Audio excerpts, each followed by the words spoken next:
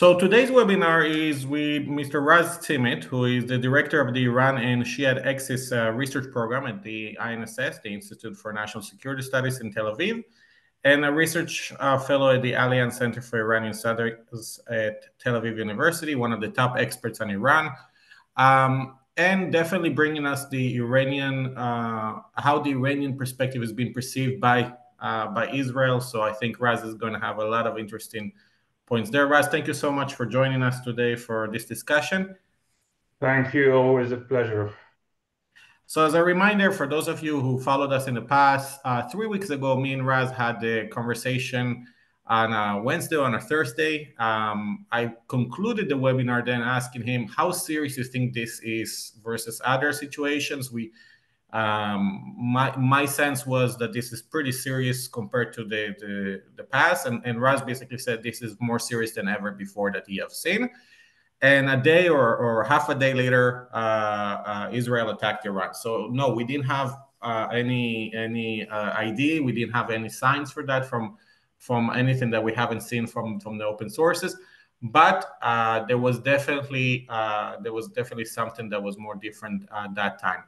So putting that in the context, and putting that in the context that Israel launched this operation in Iran, attacking Iran's nuclear and missile programs, the first question I have for you, Raz, is: do you think that was the right decision for the Israeli government to take, considering the cost and considering the effect and the results? Well, that's a very tricky question. I won't avoid answering that, but I will be quite cautious because, first of all, I think that Israel had very good reasons to attack Iran.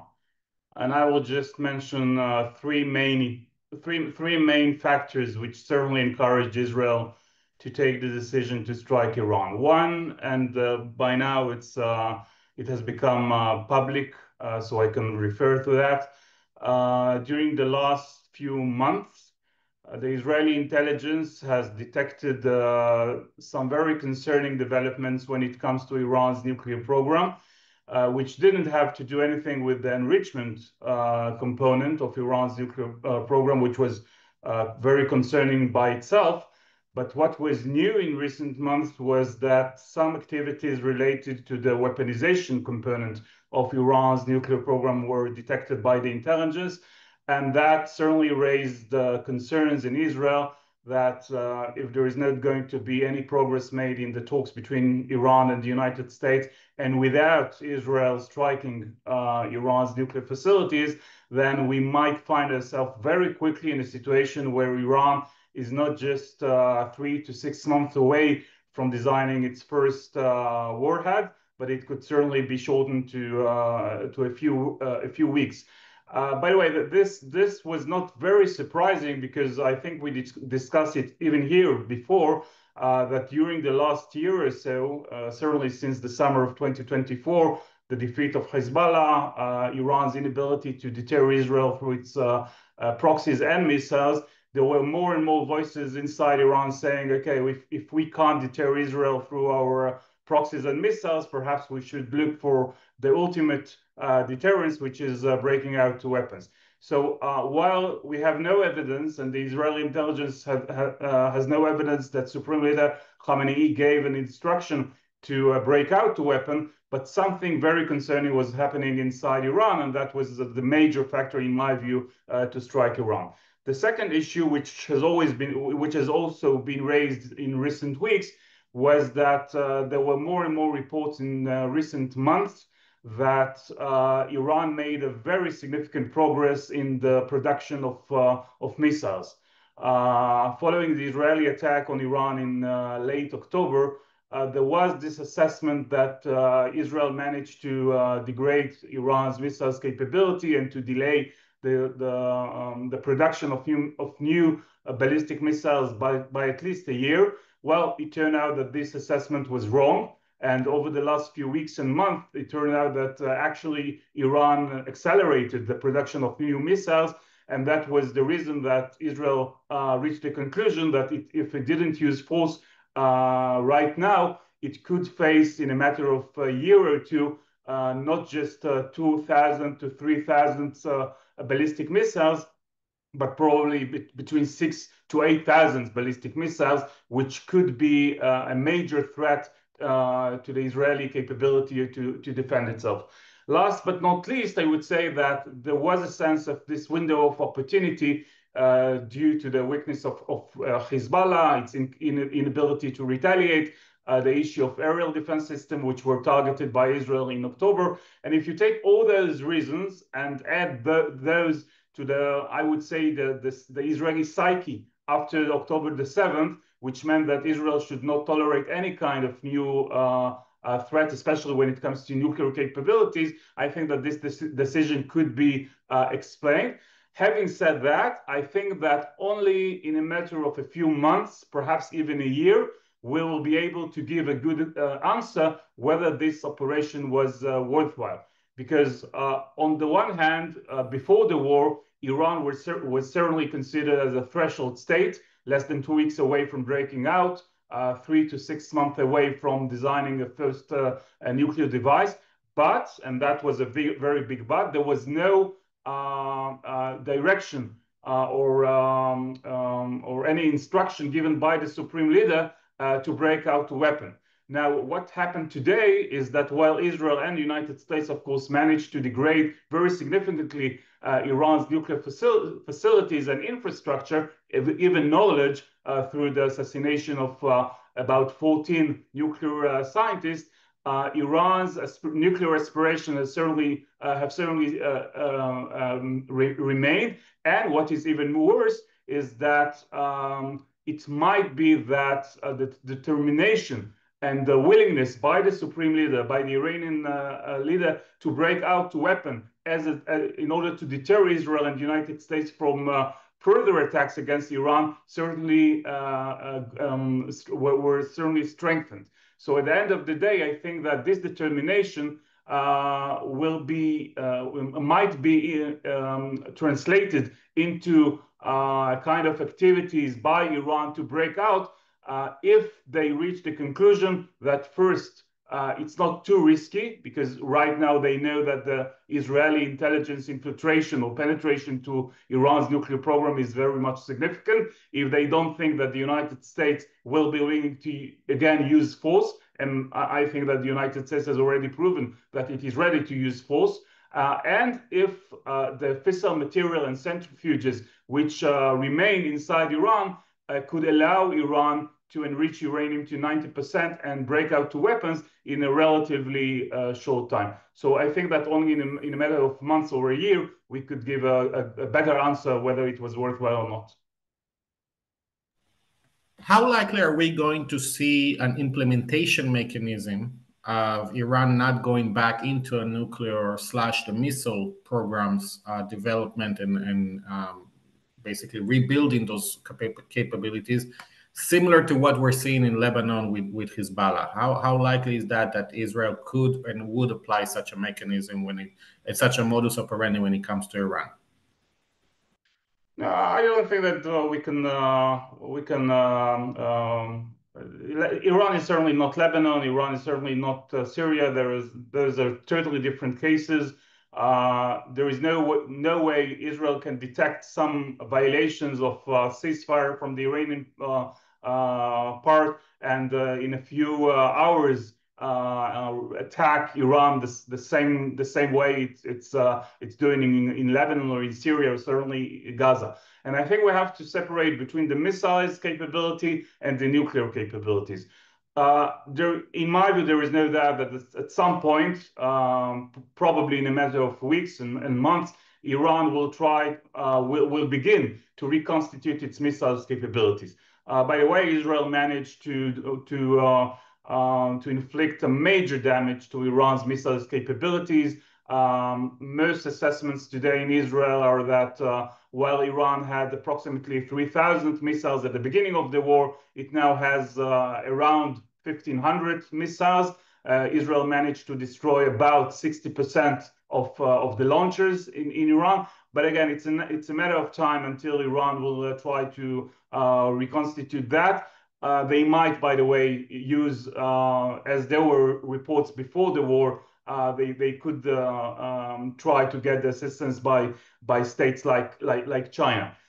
In this case, I find it very difficult to believe that Israel will try to stop this process. I mean, there is no way Israel would try to detect and retaliate to any movement of one launcher from one place in Iran to the other, just as Israel is doing in southern Lebanon, for example. That's a totally different story.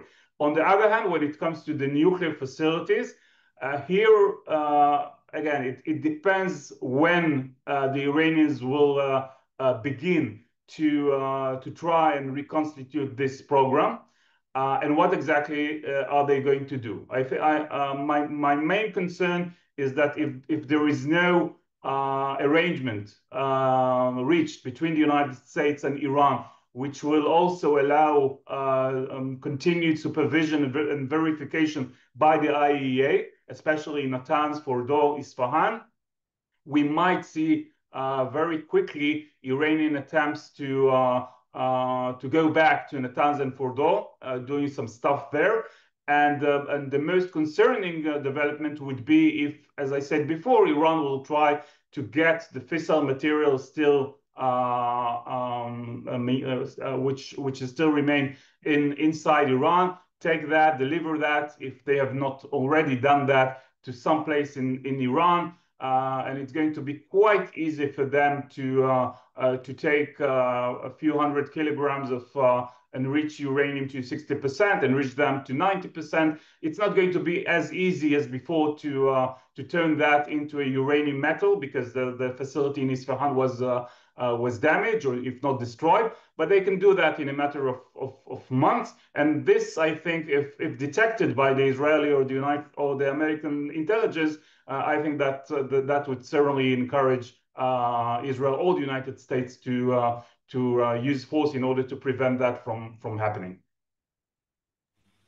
Looking back into 2015, we had a nuclear deal between the P5+1, the nuclear deal that the United States under Trump basically pulled out of it. Where we are today, in comparison to where we would have been with the agreement, considering that, are we in a more, and I'm talking from an Israeli perspective, are we in a better place when it comes to the nuclear program from the Israeli perspective, meaning that Iran is actually being held back even more after this? Or maybe the deal wasn't such a bad thing, and it could have been avoided, and the deal actually made the same results that the attack did? Look, I personally supported the JCPOA. I thought that this was the best way to delay Iran's nuclear program by at least 15 years until 2030. And I certainly was against Mr. Trump's decision to leave the deal in 2018. But the JCPOA is history. At the end of the day, even if the JCPOA was still intact, we have to remember that in 5 years from now, most restrictions on Iran's nuclear program would be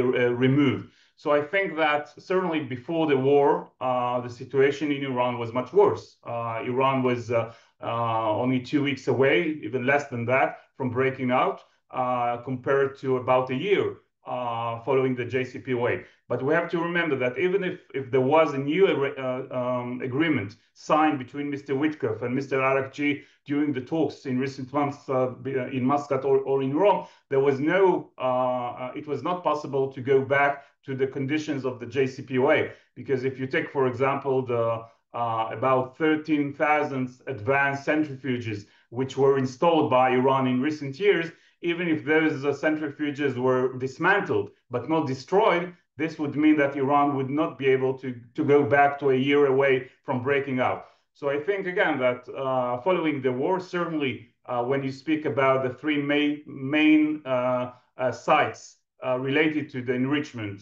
Fordo, Isfahan, and Natanz, and also the nuclear scientists working on weaponization who were killed by Israel, we're in a much better place. But again, the problem is that if Iran decides, and it could decide, to break out, it might be more easy, or it might be willing to take more risk. here I have to say, for many years, Iran preferred to move forward in its nuclear program, not in the fastest way, but in the less risky way. So it took into consideration that it would take longer to reach the point of a threshold state, but at least it could guarantee that it won't be that dangerous from the point of view of the Iranian regime, which has always put the stability of the regime as the #1 priority. I think that today, following the Israeli and American attack, they might change their strategy in a way which they could reach the conclusion that, with all due respect to being cautious and not taking too many risks, it's better, if they can do that, of course, to try and break out in a matter of months, even if that means taking some risk, which they avoided in the past. So we've gone through the war, and now we're in the diplomatic phase of this conflict. Where do you see this is going from the perspective of, one, what does Israel really want to achieve in this phase, and two, what do you think the Iranians will be willing to compromise? Because it seems like as if there wasn't really any change in the positions of any of the sides. So it's easier. It's always been easier for me to address the Iranian side rather than the Israeli side. So I will start with Iran. I think it's very clear by now that Iran has not really changed its position. Iran right now still hesitates whether it's willing to go back to negotiations. Certainly the mistrust towards the Americans and certainly towards this particular administration even deepened since the beginning of the war due to the US direct involvement in the war. So at this point, I see no real signs of Iran going back to negotiations and any kind of a deal with the United States. I can't rule that possibility out, because at the end of the day, if the Iranians reach the conclusion that there is a possibility to reach some kind of agreement with the United States, which will not, for example, demand Iran to give up the idea or the right to enrich uranium inside Iran, and some way will be found to bridge the gap between the US position and the Iranian position, then perhaps for the sake of sanctions relief and unfreezing of Iranian assets, they will be ready to do that, even if Khamenei is not in the mood to do that right now. I also share the concern in Israel that the Iranians might be willing to go back to negotiations and even sign an agreement with the United States in order to divert attention to the diplomatic path, while Iran, just like North Korea in the past, will be trying to go to a more covert path in order to break out weapons while talking with the United States. From the Israeli point of view, I think that there is a debate going on in Israel. On the one side, I think Israel would be perhaps more willing to accept a good deal. A good deal means that there's not going to be any enrichment inside Iran, due to the fact that the main facilities, as I said before, were perhaps not destroyed, but certainly damaged and are not operational right now. But there is another thing which has always been one of Israeli concerns, and I think this will be even more important today. And this is the thing which, under any kind of agreement between Iran and the United States, it's very clear that there's going to be a very significant sanctions relief. And billions of dollars are going to be coming to Iran. And I think that there is a sense in Israel that while Israel certainly was not successful and did not attempt, by the way, to bring out a regime change in Iran, but this is the time to put more pressure on Iran, to weaken the Iranian regime, and perhaps at some point to topple the regime. And I think that the conception right now in Israel, and the perception in Israel, is that if there is a deal between Iran and the United States, it's going to be much beneficial for the Iranian regime.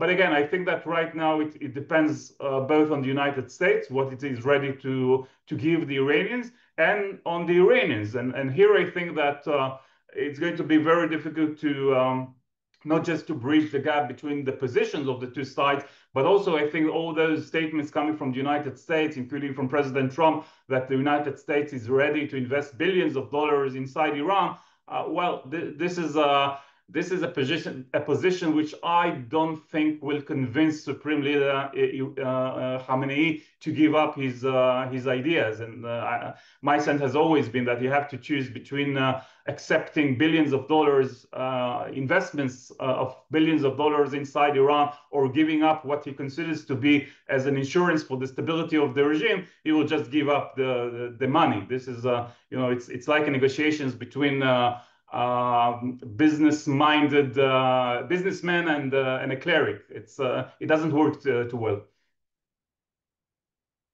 So you started to talk about the regime change, which was something that during the war was kind of mentioned, but it seems as if the Israeli strategy from the start wasn't a regime change, but a change regime.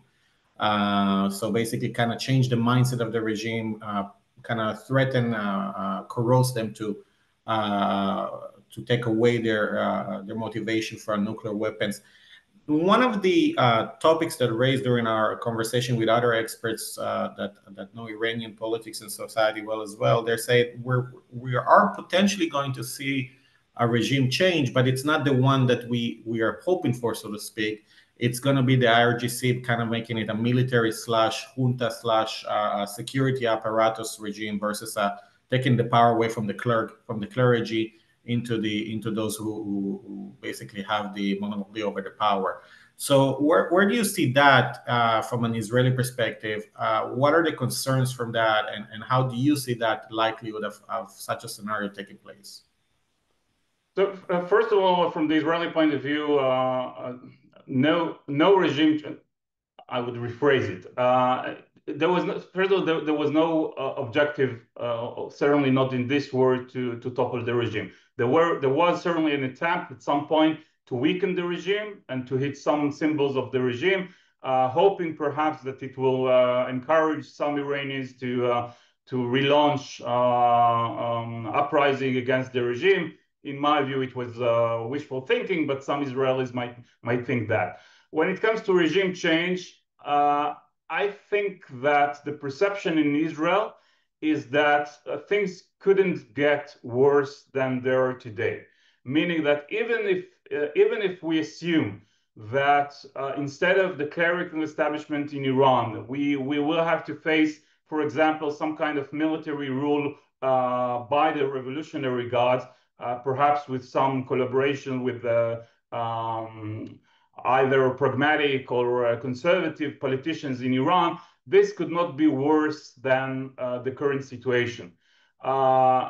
Even the idea of some kind of chaos in Iran, disintegration in Iran, my sense is that it's not considered by Israel as a real threat. You know, Iran is not Syria, it's not Lebanon, it's not neighboring Israel.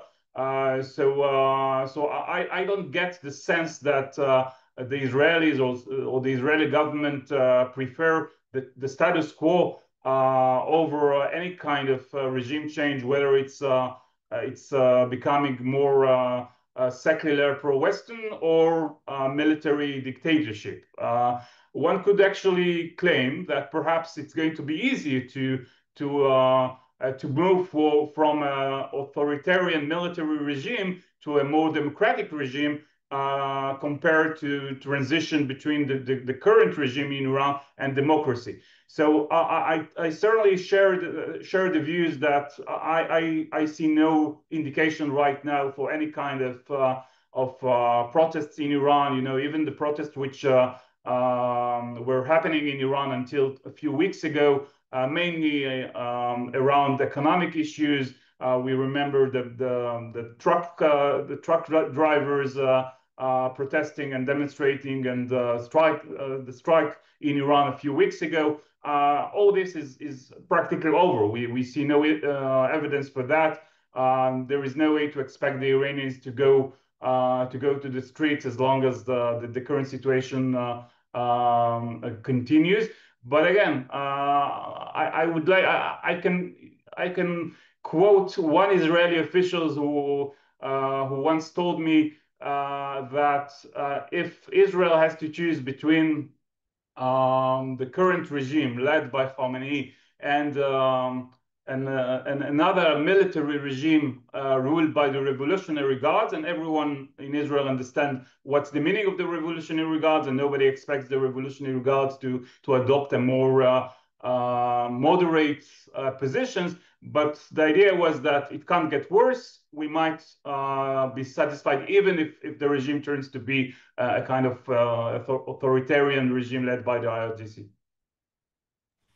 So one of the kind of we were very in a negative side of things as this topic is, but one of the statements that was a bit surprising by President Trump, like I would say 99.9 of his statement on a regular basis, was that he was thinking about Iran joining the Abraham Accords, which sounds very disconnected, but again.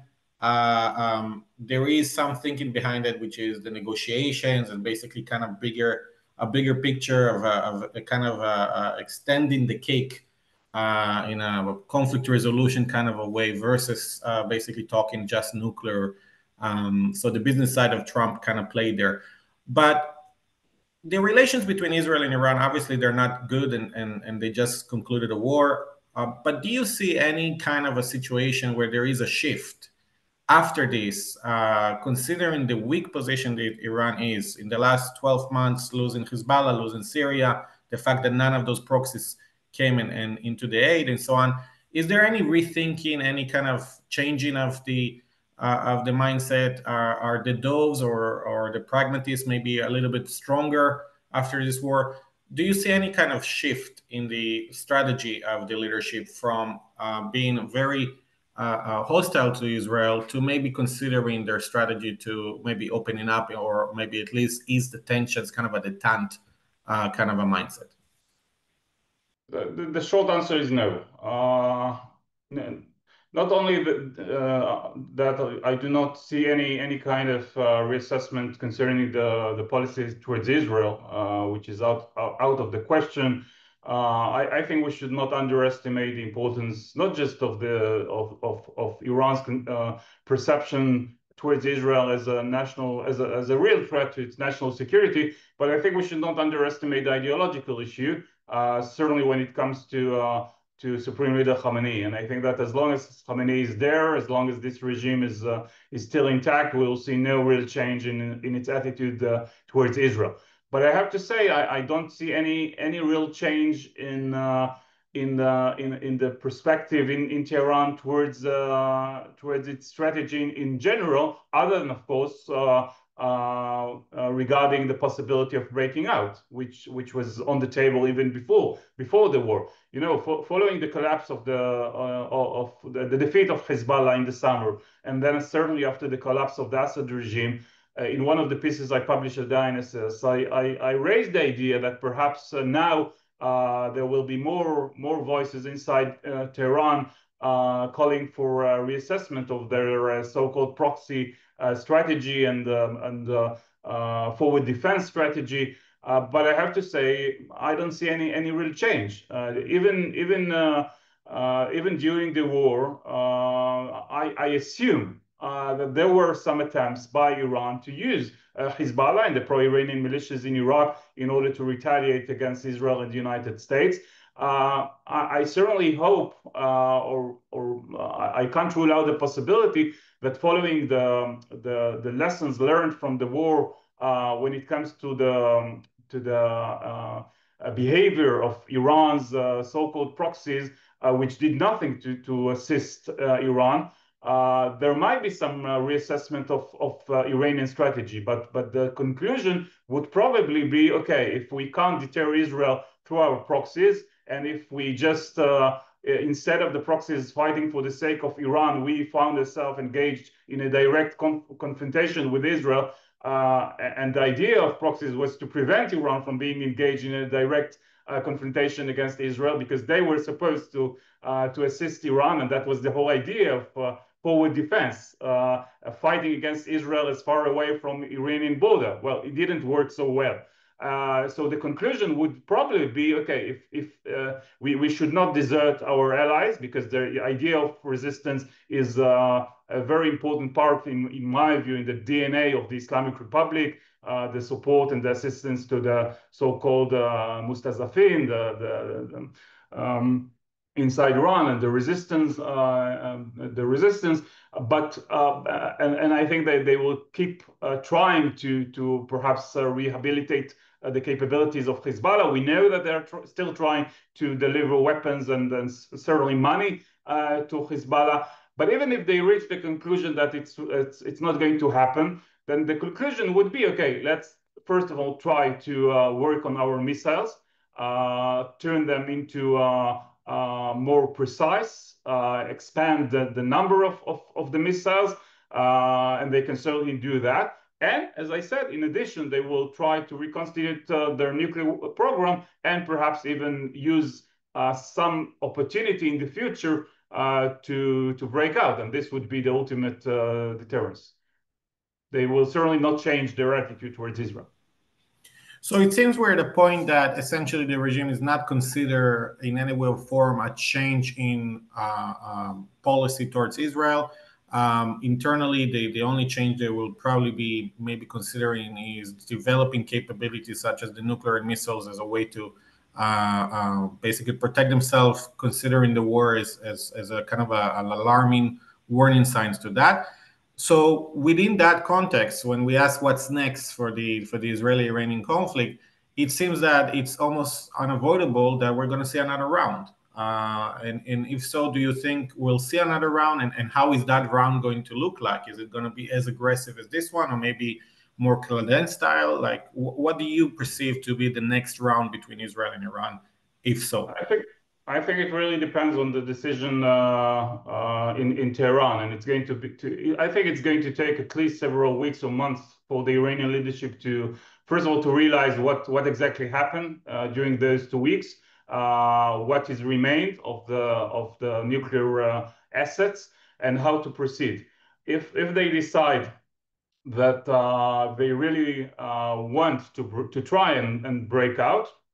And again, it all depends on not just on their abilities, but also on their assessment concerning the intelligence infiltration and the issue of U.S. Willingness to use force in the future. If they reach the conclusion that they want to do that, then I can certainly assume that it's only a matter of time until Israel will be forced to act again. This time, it will probably be it could be a more limited strike because most of the industrial capabilities were damaged, if not destroyed. But I can certainly see a scenario in which if we get if we reach another round of war between fighting between Iran and Israel, Israel might consider this time to target not just nuclear facilities or missiles capabilities, but also other national infrastructures, oil installations, perhaps more symbols of the regime, in order to accelerate the process of weakening the Iranian regime. So this scenario cannot be ruled out as well. So the next round is likely to be, I mean, there is a strong potential for the next round to be even more violent and larger in scope in terms of involving also not only the military and the military aspect, but also the economic and regime symbols that we might see Israel attacking. If Israel assesses that there is no way to prevent Iran from reconstituting its nuclear program, either through a diplomatic settlement between Iran and the United States, or by Iran's decision not to do that, the conclusion might be, okay, in order to not to be forced into more and more rounds of escalation with Iran, which of course have a heavy price for Israel as well. Perhaps the best idea would be to hit Iran so strong, or even stronger, up to a point where it could jeopardize the stability of the regime, and that could have an influence on Iran decision making. So this is something which I can certainly imagine. The Ayatollah is 86, 87. Is definitely looking into the last speech he gave. He sounded very sick, very weak as well compared to other speeches that he gave. That's one of our experts that told us that. So it seems that we're reaching to that point where it's about to talk about. It's time to talk about the succession. How much is the succession talk, and how much is the succession issue within the Iranian leadership plays when it comes to the Iranian strategy and the strategic decisions to be made? Yeah, it was an issue even before the war, and certainly since the beginning of the war. Not just because of the Israeli threats to assassinate Khamenei, but also due to the fact that Israel managed to decapitate most of his senior commanders in the first few hours. This has certainly been an issue. There were some reports, which I don't have any reason to doubt them, that there is a process in Iran to accelerate the succession process. Perhaps we know that within this assembly of experts, this 88 clerical assembly, which is responsible for appointing the new supreme leader, there is a confidential committee that was disclosed a few years ago when Khamenei was sick. And this committee has to convene and to choose the new supreme leader. So this is certainly a thing which the Iranian political elite and security elite has to take into consideration. What will happen in the future, even if he dies peacefully and without any Israeli intervention. But as you said, he's closer to the end of his life than to the beginning of his life. That's for sure. So the question has always been, okay, what will be in the day after he's gone, and that goes back to the issue of the real chances that the Revolutionary Guards will certainly play a significant role in the post-Khamenei era. I mean, even if the assembly of experts manages to choose one of the other high-ranking clerics to succeed him, or perhaps his son. There have been different contradictory reports about the possibility that Mujtaba is going to succeed him. I'm not that so sure about that. But in any case, I think that the next supreme leader will first be weaker because it's very likely that after 36 years of ruling Iran, the next supreme leader, it will take him several years until he reaches the position of Khamenei, and therefore he will probably have to be assisted by others. And I think that this would certainly pave the way for a growing role for the Revolutionary Guards to be more involved in the decision making inside Iran. One of the questions we received before the webinar was about what could be considered by the Iranian as a big enough carrot, so to speak, that would convince them to basically drop the goal of a nuclear weapons. In other words, what can be given to the Iranians leadership and in terms from a negotiation point of view that would convince them to basically abandon the nuclear program? No, they will not abandon the nuclear program. That's for sure. It didn't start with the Islamic Revolution. It's not going to end after the Islamic Republic. They're not going to give it up. I think it's more about the carrots. I don't underestimate the importance of carrots because there are some elements in Iran. For example, President Pezeshkian, who is certainly willing and wants to get some sanctions relief in order to improve the very dire economic crisis inside Iran.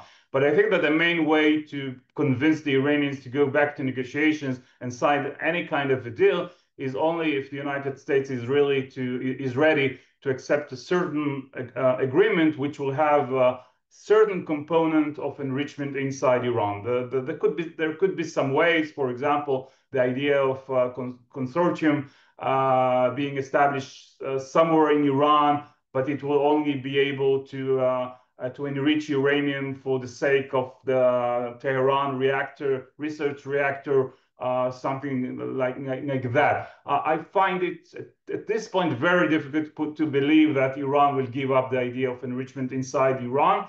It might suspend enrichment inside Iran for perhaps even for several years, but I will be surprised if they are ready to give it up. I think that it was already clear that Iran took the risk of a military strike by Israel and still refused to give up this right. And I don't think it reached the point where the Iranian supreme leader considers a military strike right now as a threat to the existence of the Iranian regime, and therefore I think it's going to be almost impossible for him to give up this idea of enrichment inside Iran. Another question we received, the level of intelligence infiltration that we saw during the war was very high. How is that impacting the Iranian decision-making process? So first of all, unfortunately for the Iranians, this is not the first time when we see this kind of infiltration. I would like to remind everyone that following the assassination of Ismail Haniyeh, the leader of Hamas, in a guest house belonging to the IRGC inside Tehran, there were many reports and doubts and voices inside Iran saying how could we not provide security to our visitor inside IRGC component in Tehran. But certainly right now, after the Israeli very successful operation inside Iran, those voices increased. We certainly see more and more repression coming from the regime, including executions of so-called espionage networks or members of espionage members, arrests. Even several Jews were arrested in recent week, suspected of assisting the Israeli intelligence. There was a report today of several European citizens with dual citizenship, Iranian European citizenship, being arrested as well. So right now the main focus is on accelerating the repressive and arrests and executions. But I'm not sure that this time it's going to work. We know that for many years the Iranian nuclear program was infiltrated by Israel. We remember the Mossad operation to steal the nuclear archive a few years ago, the killing of nuclear scientists in Iran. So I'm not sure that the Iranians are really capable of dealing with that problem right now more successfully. Does it affect the decision making in terms of do we see the leadership taking steps that they might have not taken before? For example, not considering the nuclear option kind of like in a hidden way because they kind of afraid that it will be discovered considering the level of infiltration? Yeah, so I mentioned three factors which will have an impact on Iran's decision making. One, concerning the possibility of breaking out. One is the intelligence infiltration. They certainly have to take that into consideration. The fact that the United States proved that it is willing to use force. So the Iranians are still facing a very credible military threat, not just from Israel, but also from the United States. And the third factor would be the remaining fissile material and centrifuges left following the Israeli and American attack. So it will certainly play a role. But again, I'm not sure that we can compare between the nuclear program as it is or as we knew it until recently and the possibility that Iran might be willing to take the risk if they assess that despite this infiltration, it's going to be much more difficult for the Israelis or the Americans to detect a very small clandestine operation to take several hundreds of kilograms of 60% uranium, enrich that to 90%. It doesn't require any kind of industrial facilities. They can do that in a relatively small facility. They can even disguise that as a kind of a factory somewhere in Iran. So it's going to be much more difficult for the Israeli intelligence to detect such such activity rather than knowing what's going on in Fordo or in Natanz or even within the weaponization part of the nuclear program. But yes, the Iranians have to take that into consideration as well. Considering that the war only concluded recently, what do you consider are the regional implications for the Iranians when looking at the current situation? In other words, how does that reflect Iran's relations with its neighboring countries? Obviously, not considering Israel in this question. So first of all, we have to remember that this time the Arab states, the Arab Gulf states, were very reluctant with the idea of striking Iran. They were very clear about their reservation. They were very much concerned with the possibility of that any kind of strike against Iran will engage themselves in a more regional confrontation and escalation. At the end of the day, it didn't happen. And this, on the one hand, could perhaps lower the concerns within the Arab states, mostly Saudi Arabia and the UAE, from the possibility of the implications of future escalation against Iran. I think they realize by now that not any escalation between Iran and the United States and Israel is automatically going to evolve into a regional war, engaging themselves.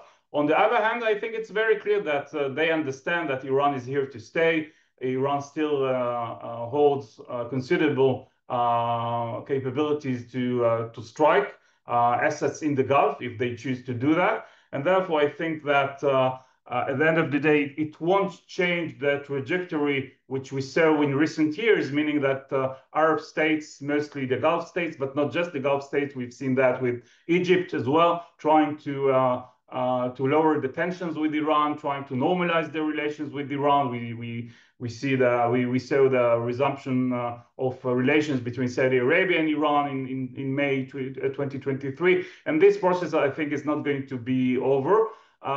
There is, of course, the issue of what will be the implication of the possible end ceasefire in Gaza, and this by itself could have some impact on the policies by the Arab states. I'm not sure that they are as I mean, mostly Saudi Arabia. I'm not sure that they are as determined as before to reach some kind of normalization with Israel, at least for now. But this could certainly pave the way for future cooperation or coordination between Israel and the Arab state. But again, not up to a point where I see a coalition between Israel and the Arab states against Iran. That's, in my view, is not on the table. Considering, and I know you're not a Russia expert, but we saw the ties between Iran and Russia since the war in Ukraine really get into a level that was a military alliance in a sense. But in this war, we saw Russia was basically reluctant to provide Iran with any type of concrete assistance, specifically when it comes to air defense. From the Iranian perspective, how do you see their perception of their relations with Russia in this post-war status situation? So actually, a few minutes before I came to this webinar, I read an article published today by one of Iranian reformist or pragmatic newspapers, Sharq. Very interesting piece criticizing Russia for not providing Iran with military support since the beginning of the war, and of course before that, after the Israeli attack in October, where the Iranians were requesting Russian support, especially when it comes to aerial defense system, and the Russians were reluctant to do that, mainly due to the war in Ukraine. And this piece actually said we have to reach the conclusion whether Russia is still a reliable partner or just a spectacle looking from outside at what's going on between Iran and its enemies. So I assume this is an issue in which we can certainly see more mistrust by the Iranians towards the Russians. I'm not sure that they were surprised by the reluctance of Russia to support Iran, but it certainly strengthened those anti-Russian sentiments inside Iran. Having said that, it's not that they have too many options. I mean, it's not that they will move to improve their relations with Europe.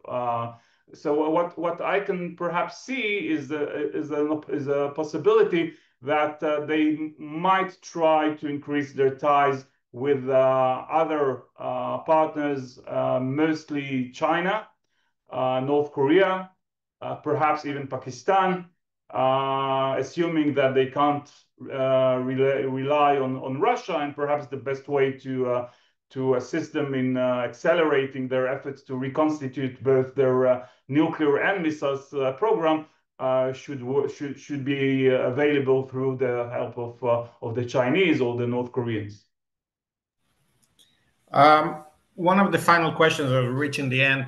So we're seeing a part of a process here in which Iran is finding itself in the last 12 months. Started with the basically the dismantling of Hezbollah inside of Lebanon and in Lebanon in general, the collapse of the Assad regime in Syria, the attacks by Israel on its primarily on its air defenses that left its skies basically open.